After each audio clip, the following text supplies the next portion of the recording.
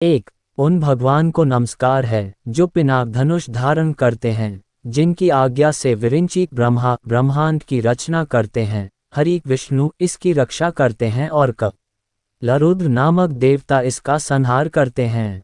2, वहाँ समस्त तीर्थों में पवित्र तथा समस्त तीर्थों में सर्वाधिक पवित्र नैमिष वन में शौनक नामक महापुरुष को अपना प्रधान बनाकर यज्ञ करने वाले तथा पवित्र कर्म में मन लगाने वाले तपस्वियों ने दीर्घ अवधि का यज्ञ आरंभ किया।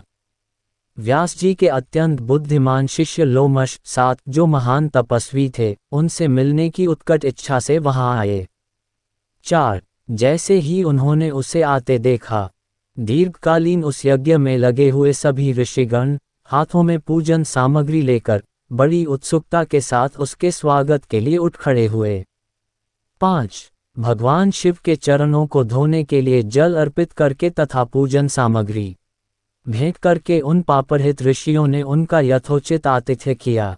तत्पश्चात श्रेष्ठ महापुरुषों ने उनसे शिवधर्म शिव से संबंधित धार्मिक कार्य के बारे में विस्तार से बताने को कहा।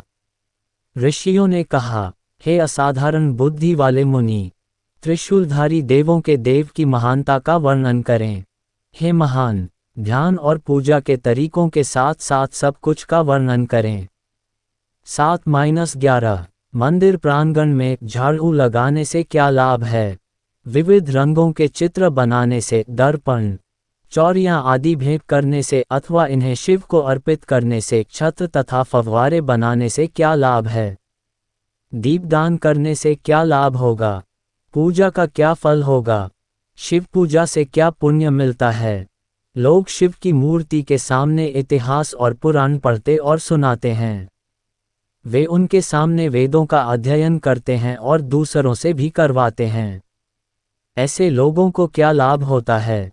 इसका विस्तार से वर्णन किया जाता है। हे मुनि, संसार में शिव कथाओं में इतना अधिक भक्त कोई नहीं है। 12, उन पुण्यात्मा मुनियों के ये वचन सुनकर व्यास जी के शिष्य ने उन्हें शिव जी की उत्तम महानता का वर्णन किया। लोमाशा ने कहा, 13, सभी 18 पुराणों में शिव को सबसे महान भगवान बताया गया है, इसलिए कोई भी शिव की महानता का वर्णन करने में सक्षम नहीं है। 14, जो लोग बार बार 2 अक्षर वाले शिव नाम का उच्चारण करते हैं, उन्हें स्वर्ग और मोक्ष संसार से की प्राप्ति होगी। 8, अन्यथा नहीं। 15, महादेव महान देवता, देवों के स्वामी, सर्वोच्च शासक हैं। चूंकि उन्होंने सब कुछ दिया है, इसलिए उनका नाम सर्व है। 16-18, वे लोग धन्य हैं, वे महान आत्मा वाले हैं, जो सदैव शिव या नित्य मंगलमय भगवान की पूजा करते हैं। जो व्यक्ति सदाशिव के बिना संसार सागर को पार करना चाहता है, वह वास्तव में मूर्ख और भ्रमित है। इसमें कोई संदेह नहीं है कि वह शिव का द्वेष करने वाला महान पापी है। उसी के द्वारा हलाहल विष पिया गया, दक्ष का यज्ञ नष्ट हुआ, काल मृत्यु का देवता जल गया और राजा को मुक्ति मिली।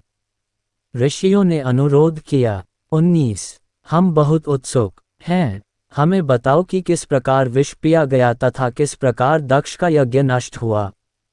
सूत जी ने कहा, 20, हे ब्राह्मणों, पूर्व काल में ब्रह्मा परमेष्ठी के कहने पर दक्ष ने महामन शंकर को दाक्षायणी का विवाह कराया था। 21-22, एक बार संयोगवश दक्ष नैमिष वन में आ गए। वहां पहुंचने पर ऋषियों के साथ साथ सभी सुरों और असुरों ने उनका स्तुति और वंदन करके उनका यथोचित सम्मान किया। वहां उपस्थित महादेव न तो खड़े हुए और न ही उन्होंने उन्हें कोई आदरपूर्वक नमस्कार किया, इसलिए दक्ष क्रोधित हो गए और उन्होंने ये शब्द कहे।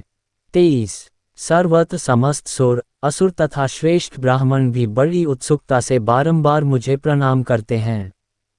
फिर यह महापुरुष दुष्ट की भांति अब मुझे प्रणाम क्यों नहीं करता?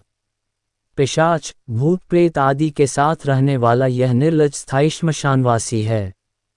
24, विधर्मी, दुष्ट लोग और आदतन पापी लोग ब्राह्मण को देखकर घमंडी और अहंकारी हो जाते हैं। वास्तव में ऐसे लोग अच्छे लोगों द्वारा मारे जाने या बहिष्कृत किए जाने के पात्र हैं, इसलिए मैं उसे शाप देने पर आमादा हूँ। 25-27। ऐसा कहकर महान तपस्वी दक्ष क्रोधित हो गए और रुद्र से ये वचन बोले, ये श्रेष्ठ ब्राह्मण मेरे ये वचन सुने। आप सभी को मेरे वचनों का पालन करना चाहिए। इस रुद्र को मैं सभी यज्ञों से वर्जित मानता हूँ, क्योंकि यह वर्णों जाति से परे चला गया है और वर्णों के अनुशासन का उल्लंघन किया है। ये सुनकर शिलाद पुत्र नंदिन क्रोधित हो गए और उन्होंने अत्यंत तेजस्वी तथा शाप देने वाले दक्ष से कहा, प्रतीक चिन्ह खोज संसाधन। स्कंद पुराण पुस्तक आवरण। स्कंद पुराण जीवी टैगारे द्वारा 1950 2,545,880 शब्द। हिंदू धर्म पुराण। ये पृष्ठ दक्ष के अहंकार का वर्णन करता है जो 18 महापुराणों में सबसे बड़े स्कंद पुराण के अंग्रेजी अनुवाद का अध्याय 1 है, जो प्राचीन भारतीय समाज और हिंदू परंपराओं को विश्वकोश के रूप में संरक्षित करता है तथा धर्म, पुण्य, जीवन शैली, ब्रह्मांड विज्ञान, ब्रह्मांड का निर्माण, पौराणिक कथाओं, इतिहास, वंशावली, वंश आदि जैसे विषयों पर विस्तार से प्रकाश डालता है। ये स्कंद पुराण के महेश्वर खंड के केदार खंड का पहला अध्याय है। अध्याय 1 दक्ष का अहंकार लेस देन पिछला। जनक खंड 1 केदार खंड। अगला ग्रेटर देन। इस अध्याय का संस्कृत पाठ उपलब्ध है। श्री गणेश को नमस्कार। ओम। भगवान वासुदेव को नमस्कार। ओम। नारायण तथा पुरुषों में श्रेष्ठ नर और देवी सरस्वती विद्या की देवी को नमस्कार करके जया का वर्णन करना चाहिए। व्यास ने कहा, उन भगवान को नमस्कार है जो पिनाक धनुष धारण करते हैं, जिनकी आज्ञा से विरिंची ब्रह्मा ब्रह्मांड की रचना करते हैं, हरि विष्णु इसकी रक्षा करते हैं और कालरुद्र नामक देवता इसका संहार करते हैं। वहाँ समस्त तीर्थों में पवित्र तथा समस्त तीर्थों में सर्वाधिक पवित्र नैमिष वन में शौनक नामक महापुरुष को अपना प्रधान बनाकर यज्ञ करने वाले तथा पवित्र कर्मों में मन लगाने वाले तपस्वियों ने दीर्घ अवधि का यज्ञ आरंभ किया। व्यास जी के अत्यंत बुद्धिमान शिष्य लोमश 7 जो महान तपस्वी थे, उनसे मिलने की उत्कट इच्छा से वहां आए। जैसे ही उन्होंने उसे आते देखा, दीर्घकालीन उस यज्ञ में लगे हुए सभी ऋषिगण हाथों में पूजन सामग्री लेकर बड़ी उत्सुकता के साथ उसके स्वागत के लिए उठ खड़े हुए। भगवान शिव के चरणों को धोने के लिए जल अर्पित करके तथा पूजन सामग्री भेंट करके उन पापरहित ऋषियों ने उनका यथोचित आतिथ्य किया। तत्पश्चात श्रेष्ठ महापुरुषों ने उनसे शिवधर्म, शिव से संबंधित धार्मिक कार्य के बारे में विस्तार से बताने को कहा। ऋषियों ने कहा, हे असाधारण बुद्धि वाले मुनि, त्रिशूलधारी देवों के देव की महानता का वर्णन करें। हे महान, ध्यान और पूजा के तरीकों के साथ साथ सब कुछ का वर्णन करें। मंदिर प्रांगण में झाड़ू लगाने से क्या लाभ है? विविध रंगों के चित्र बनाने से, दर्पण, चौरियां आदि भेंट करने से अथवा इन्हें शिव को अर्पित करने से? छत्र तथा फव्वारे बनाने से क्या लाभ है? दीपदान करने से क्या लाभ होगा? पूजा का क्या फल होगा? शिव पूजा से क्या पुण्य मिलता है? लोग शिव की मूर्ति के सामने इतिहास और पुराण पढ़ते और सुनाते हैं। वे उनके सामने वेदों का अध्ययन करते हैं और दूसरों से भी करवाते हैं। ऐसे लोगों को क्या लाभ होता है? इसका विस्तार से वर्णन किया जाता है। हे मुनि, संसार में शिव कथाओं में इतना अधिक भक्त कोई नहीं है। उन पुण्यात्मा मुनियों के ये वचन सुनकर व्यास जी के शिष्य ने उन्हें शिव जी की उत्तम महानता का वर्णन किया। लोमाशा ने कहा, सभी 18 पुराणों में शिव को सबसे महान भगवान बताया गया है, इसलिए कोई भी शिव की महानता का वर्णन करने में सक्षम नहीं है। जो लोग बार बार 2 अक्षर वाले शिव नाम का उच्चारण करते हैं, उन्हें स्वर्ग और मोक्ष संसार से की प्राप्ति होगी, अन्यथा नहीं। महादेव महान देवता, देवों के स्वामी, सर्वोच्च शासक हैं। चूंकि उन्होंने सब कुछ दिया है, इसलिए उनका नाम सर्व है। वे लोग धन्य हैं, वे महान आत्मा वाले हैं जो सदैव शिव या नित्य मंगलमय भगवान की पूजा करते हैं। जो व्यक्ति सदा शिव के बिना संसार सागर को पार करना चाहता है, वह वास्तव में मूर्ख और भ्रमित है। इसमें कोई संदेह नहीं है कि वह शिव का द्वेष करने वाला महान पापी है। उसी के द्वारा हलाहल विष पिया गया, दक्ष का यज्ञ नष्ट हुआ। काल मृत्यु का देवता जल गया और राजा को मुक्ति मिली। ऋषियों ने अनुरोध किया, हम बहुत उत्सुक हैं, हमें बताओ कि किस प्रकार विष पिया गया तथा किस प्रकार दक्ष का यज्ञ नष्ट हुआ। सूत जी ने कहा, हे ब्राह्मणों, पूर्व काल में ब्रह्मा परमेष्ठी के कहने पर दक्ष ने महामन शंकर को दाक्षायणी का विवाह कराया था। एक बार संयोगवश दक्ष नैमिष वन में आ गए। वहां पहुंचने पर ऋषियों के साथ साथ सभी सुरों और असुर ने उनका स्तुति और वंदन करके उनका यथोचित सम्मान किया। वहां उपस्थित महादेव न तो खड़े हुए और न ही उन्होंने उन्हें कोई आदरपूर्वक नमस्कार किया। इसलिए दक्ष क्रोधित हो गए और उन्होंने ये शब्द कहे, सर्वत्र समस्त सुर, असुर तथा श्रेष्ठ ब्राह्मण भी बड़ी उत्सुकता से बारंबार मुझे प्रणाम करते हैं। फिर यह महापुरुष दुष्ट की भांति अब मुझे प्रणाम क्यों नहीं करता? पिशाच, भूत प्रेत आदि के साथ रहने वाला यह निर्लज स्थायी श्मशानवासी है। विधर्मी, दुष्ट लोग और आदतन पापी लोग ब्राह्मण को देखकर घमंडी और अहंकारी हो जाते हैं। वास्तव में ऐसे लोग अच्छे लोगों द्वारा मारे जाने या बहिष्कृत किए जाने के पात्र हैं।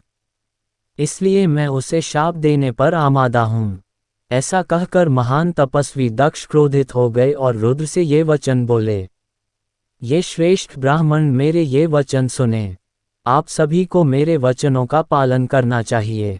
इस रुद्र को मैं सभी यज्ञों से वर्जित मानता हूँ, क्योंकि यह वर्णों जाति से परे चला गया है और वर्णों के अनुशासन का उल्लंघन किया है।